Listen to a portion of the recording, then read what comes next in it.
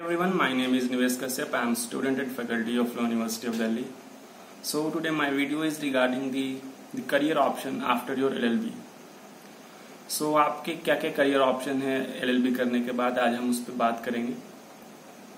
तो फर्स्ट तो जैसे ही आप LLB कंप्लीट करते हो, तो अगर आपको एज एडवोकेट या लॉयर प्रैक्टिस करना है तो फर्स्ट तो आपको bar council of India that is BCI या फिर state bar council of India में आपको रजिस्ट्रेशन करवाना होगा, तो आप एलिजिबल हो जाओगे प्रैक्टिस करने के लिए। अगर state bar council of India में करवाते हो तो रिस्पेक्टिव स्टेट के हाई कोर्ट तक, यानी उसके लोअर कोर्ट में भी आप प्रैक्टिस कर सकते हो। और अगर आप बार काउंसिल ऑफ इंडिया में रजिस्ट्रेशन करवाते हो तो इंडिया में कहीं भी आप प्रैक्टिस कर सकते हो। तो बार काउंसिल ऑफ इंडिया का एग्जामिनेशन होता है, उसको क्वालिफाई करना होता है, वो किसी और वीडियो में हम उस पर बात करेंगे। तो पहला ऑप्शन तो ये है कि आप लिटिगेशन में जा सकते हो, एज ए लॉयर प्रैक्टिस कर सकते हो, ये सारा प्रोसेस है। सेकंड ऑप्शन है आपके पास कि आप जुडिशियरी के लिए जाओ, लाइक सिविल जज का एग्जामिनेशन होता है जो BPSC या जैसे बिहार में BPSC कंडक्ट करवाती है, और अदर स्टेट में उसके जो स्टेट PCS एग्जामिनेशन कंडक्ट करवाते हैं। तो सेकंड ऑप्शन आपके पास है कि जैसा कि आप ये सिविल जज बन सकते हो, जज बन सकते हो। थर्ड ऑप्शन है कि आप किसी कॉर्पोरेट सेक्टर में जा सकते हो प्लेसमेंट के थ्रू, जैसे जो कि रेप्यूटेड यूनिवर्सिटीज जो होती हैं वहां पे प्लेसमेंट सेल होता है और उसके थ्रू आप प्लेसमेंट ले सकते हो और अच्छे किसी कंपनीज में, प्राइवेट कंपनी में आप as a corporate lawyer work कर सकते हो।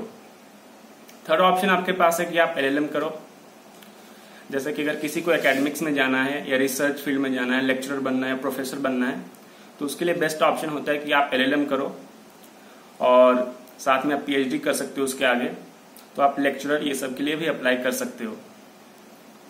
ये तो हुआ 4 ऑप्शंस मतलब कि जुडिशरी से रिलेटेड या लीगल प्रोफेशन से रिलेटेड। अपार्ट फ्रॉम दिस और भी, जैसे कि आप क्लैट PG का एग्जाम अगर देते हो तो उसमें क्या होगी, आपको NLUs में तो एडमिशन मिलेंगे ही उसके मार्क्स के बेसिस पे, बट उसके अलावा क्या होगी, बहुत सारी गवर्नमेंट ऑर्गेनाइजेशन होती हैं जैसे कि ONGC, इस तरह की जितनी भी गवर्नमेंट ऑर्गेनाइजेशन है वहां पे आपको प्लेसमेंट मिलेगा क्लैट PG के मार्क्स पे। तो अगर आपको LLM नहीं भी करना है बट आपको प्लेसमेंट चाहिए किसी भी गवर्नमेंट ऑर्गेनाइजेशन में, तो आपको क्लैट PG देना होगा, और ये अच्छी बात है कि आप दो उसको। एंड अगर उसके बाद बात करता हूं तो आप जैसे कि सेबीज में, security exchange board of India में भी वैकेंसीज लीगल ऑफिसर की आती रहती है, तो उसमें भी आप अप्लाई कर सकते हो। लीगल ऑफिसर का जो IBPS जो एग्जामिनेशन होता है बैंकिंग सेक्टर का, उसमें लीगल ऑफिसर का भी एग्जामिनेशन होता है, वो सीट होती है उनकी अलग से, तो उसमें भी आप अप्लाई कर सकते हो। तो ये तो हुआ जस्ट आप LLB और LLM करने के बाद क्या क्या करियर ऑप्शन है। और एक और जो मैं भूल गया बोलना, वो है कि जैसे अगर आपको लगता है कि ना तो कॉर्पोरेट में जाना है, ना सिविल जज बनना है या फिर समथिंग, आपको बट गवर्नमेंट जॉब चाहिए, तो आप APO का एग्जाम दे सकते हो, that is assistant prosecution officer का एग्जामिनेशन होता है, आप उसके लिए अप्लाई कर सकते हो। स्टेट PCS अगेन उसको कंडक्ट करवाती है।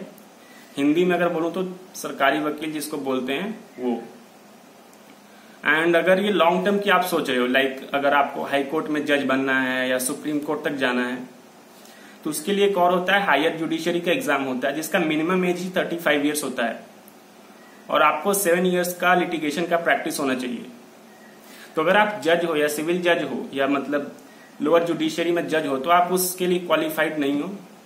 ये उनके लिए है जो प्रैक्टिसिंग लॉयर्स हैं या एडवोकेट्स हैं, तो उनको प्रेफरेंस दिया जाता है। उनको जैसे 35 ईयर्स आपका एज हो गया और 7 साल का प्रैक्टिस ऑलरेडी है, तो आप हायर जुडिशरी का जो एग्जाम होता है, रिस्पेक्टिव हाईकोर्ट, ऑनरेबल हाईकोर्ट जो कंडक्ट करवाती है, उसके थ्रू आप सीधा हायर जुडिशरी में आप सेशन जज बनोगे, डिस्ट्रिक्ट एंड सेशन जज।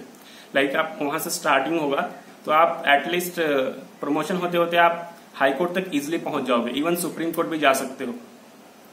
सो आज के वीडियो में आई होप कि आपको अच्छा लगा होगा, और अगर आपको किसी और टॉपिक पे वीडियो चाहिए तो आप कमेंट बॉक्स में लिख सकते हैं। तो आज के लिए इतना ही। Thank you and have a nice day.